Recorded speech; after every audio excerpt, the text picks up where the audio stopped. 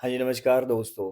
तो स्टडी में बार-बार ब्रेक लगना, कन्फ्यूज़न होना, सब्जेक्ट या फिर स्ट्रीम का बार-बार चेंज करना, करियर की डायरेक्शन की क्लैरिटी ना होना, ये ऐसी सिचुएशनें जो हैं वो आजकल की जनरेशन में बहुत ज़्यादा देखने को मिल रही हैं और जिसकी वजह से फिर उनके फ्यूचर में बहुत ज़्यादा इम्पैक्ट पड़ता है, बहुत ज़्यादा दिक्कतों का सामना करना पड़ता है।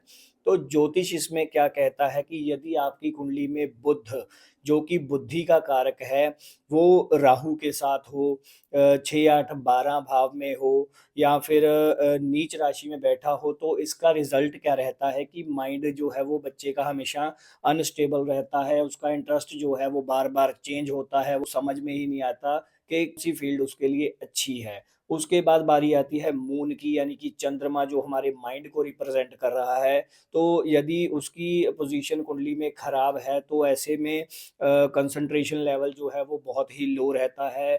जल्दी बोर हो जाते हैं किसी न किसी चीज़ से और मोटिवेशन जो उनके अंदर होती है वो बार-बार फ्लक्चुएट होती रहती है जिसकी वजह से उनको दिक्कतों का सामना करना पड़ता है। बात करें राहु की तो राहु जब 1, 4, 5 या फिर नवम भाव में होता है तो ऐसे व्यक्तियों में देखा गया है कि उनके जो डिसीज़न है वो सडन चेंज होते हैं, एकदम से उनके माइंड में ख़्याल आया और डिसीज़न चेंज हो जाता है।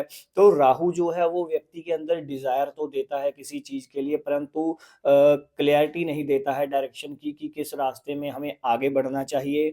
और शनि की बात करें तो शनि जो है वो कभी फेलियर नहीं देता है लाइफ़ में, हमेशा डिले देता है या फिर स्ट्रगल देता है। शनि जब कुंडली में चौथे, 5वें या फिर 9वें भाव में होता है या फिर उनके साथ उनकी दृष्टि संबंध या कोई भी संबंध होता है, तो ऐसे बच्चे में जो स्टडी है वो बहुत ही स्लो हो जाती है परंतु उसका जो फ्यूचर है वो बहुत ही बेस्ट निकल के आता है।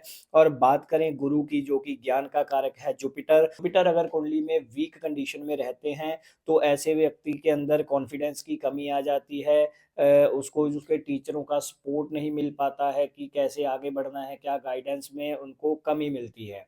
तो रेमेडीज़ क्या हैं इसके लिए? बुध को स्ट्रॉन्ग करना है तो मूँग की दाल का दान किया जा सकता है। चंद्रमा के लिए चावल या फिर दूध का दान किया जा सकता है।